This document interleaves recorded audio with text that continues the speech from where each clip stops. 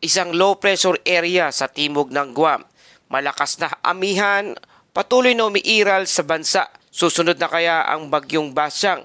Alamin natin, pero ulan at lamig patuloy na nararamdaman sa buong bansa. Magandang araw Pilipinas, ito ang Pilipinas Weather ngayon. Narito na ating update sa panahon. Kung bago ka lang sa ating channel, please like, share, and subscribe para lagi kang updated sa panahon. Salamat sa iyong suporta. Mga kababayan, ngayong araw ng Huwebes, January 22, 2026, may bagong update tayo sa low pressure area sa timog ng Guam. Kasabay ng malakas na amihan at cold surge na patuloy nakakaapekto sa Western Pacific at sa ating bansa. Alamin natin kung may banta ba ng bagyo at alin ang mga lugar na dapat maghanda sa ulan at malamig na panahon. Mga kababayan, sa kasalukuyan merong isang low pressure area o LPA na tinatawag nating Invest 92W na namataan sa timog ng Guam. Ang sistemang ito ay hindi pa organisado at wala pang malinaw na senyales na mabilis na paglakas ayon sa kasalukuyang lagay nito. Ayon sa pagsusuri, ang Invest 92W ay inaasahang gagalaw pahilaga at pakanluran.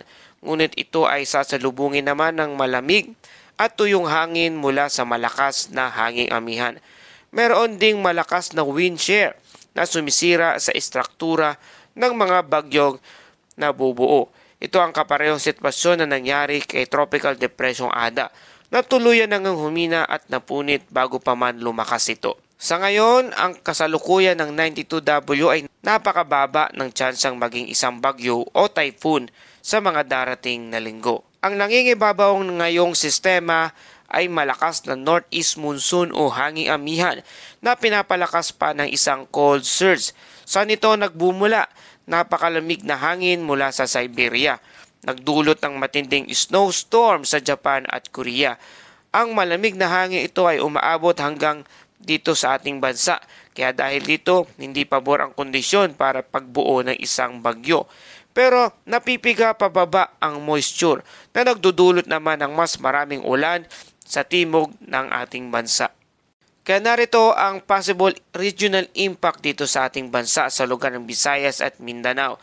Habang lumalakas ang hanging amihan, dadami ang ulan sa Visayas at Mindanao at posibleng paulit-ulit na pag-ulan, lalo na sa silangang bahagi ng bansa. Sa Siargao, asahan ang maulap at maulan na panahon at posibleng ulan mula Biyernes hanggang Linggo. Hindi ito dahil sa bagyo kundi sa interaksyon ng hanging amihan at easterlies. At sa iba pang posibleng maapektuhan dito sa ating bansa sa lugar ng Cebu, Samar, Leyte at posibleng Bicol region sa mga susunod na araw.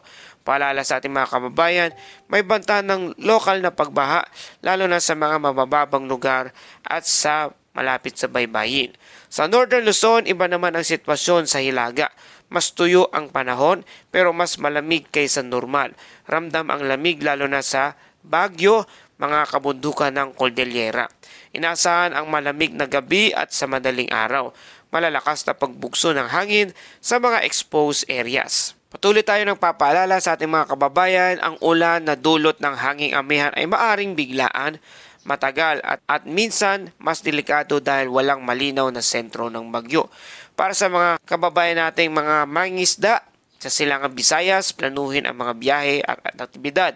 Para sa mga kababayan natin na namamasyal, maging maingat sa dagat dahil mas malakas ang hangin at alon sa ngayon. At dako naman tayo sa update ng dating bagyong Ada. Ang bagyong Ada ay ganap ng humina, ngunit amihan at malalaking alon ang nananatiling banta sa ating bansa. Ang dating tropical depression Ada ay ganap ng humina at naging isang remnant low of low pressure area na lamang. Tinatayang nasa layong 1,285 km silangan ng Central Luzon. Ang lakas nito ay patuloy pa rin sa na mayroong central pressure na 1,004 hectopascal. Wala na itong katangyan ng isang tropical cyclone. Kumikilos ito patimog silangan sa bilis pa rin na 20 km per hour. Mahalagang paalala, walang tropical cyclone wind signal na nakataas sa alimang bahagi ng bansa. Bagamat humina na ang bagyong Ada, hindi pa tapos ang banta ng masamang panahon dahil sa malakas na northeast monsoon o hanging amihan.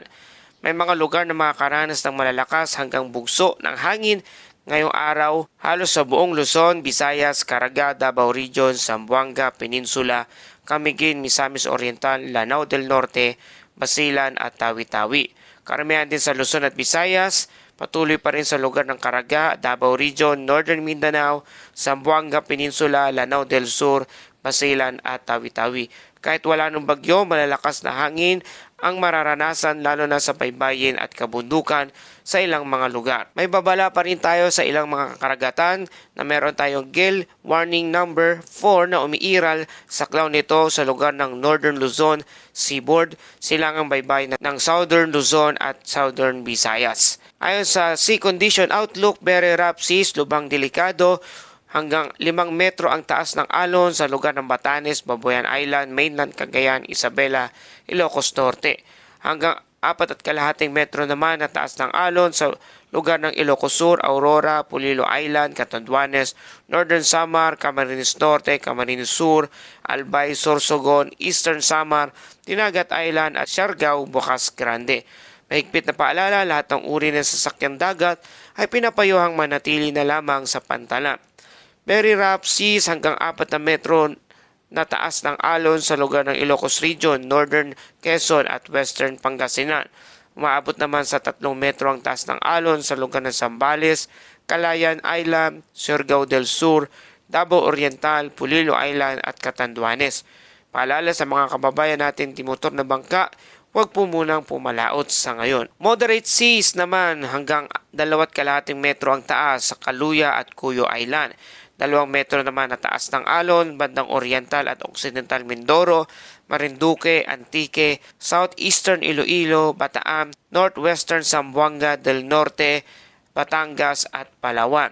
Para sa track and intensity outlook ng Bagyong Ada ayon sa pinakahuling pagsusuri, dahil sa tuyong hangin mula sa malakas na hangin amihan, tuluyan ng humina ang Bagyong Ada ngayong araw. At ito ay isang remnant low na lamang. Patuloy na gagalaw patimog silangan hanggang patimog at posibleng tuluyang mawala o mag-dissipate sa loob lang ng 48 hours. So wala nang inaasahan muling paglakas ang sistemang ito. Mga kababayan, malinaw po na walang bagyo pero hindi paligtas ang dagat at baybayin. Ang hangin amihan ang tunay na kalaban sa ngayon. Malakas ang hangin, malalaki ang alon at delikado ang paglalayag sa ngayon. At dumako na tayo sa ating Bible verse of the day mula sa Awit 46 verse 1, ang Diyos ang ating lakas at kanlungan at handang saklolo kung may kaguluhan.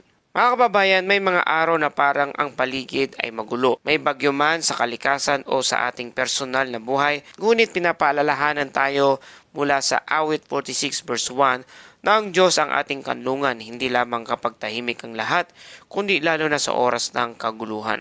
Ang tunay na kapayapaan ay hindi nagmumula sa kawalan ng problema, kundi sa presensya ng Diyos na kasama natin sa gitna nito. Kapag tila nawawala ang kontrol, doon naman mas malinaw na kumikilos ang kanyang lakas. Panginoon, sa gitna ng aking mga pangamba at pagsubok, ikaw ang aking sandigan. Turuan mo akong magtiwala sa iyo at manahimik sa iyong presensya. Ito pa aming panalangin sa pangalan ni Jesus. Amen. Mga kababayan, mga kapatid, hindi ka nag-iisa. Ang Diyos ay mas malapit kaysa iniisip mo. At sapat na ang kanyang lakas para sa anumang hinaharap mo sa araw na to. Magandang araw sa iyo kapatid. Salamat sa iyong patuloy na pagtutok at pagtangkilik dito sa ating channel. Kung nagustuhan mo ang ulat na ito, please like, share, and subscribe para lagi ka updated sa panahon. Salamat sa iyong suporta. Ito ang Pilipinas weather ngayon na lagi nagpapaalala, maganda, magiligtas, mag-alerto. Ingat tayong lahat.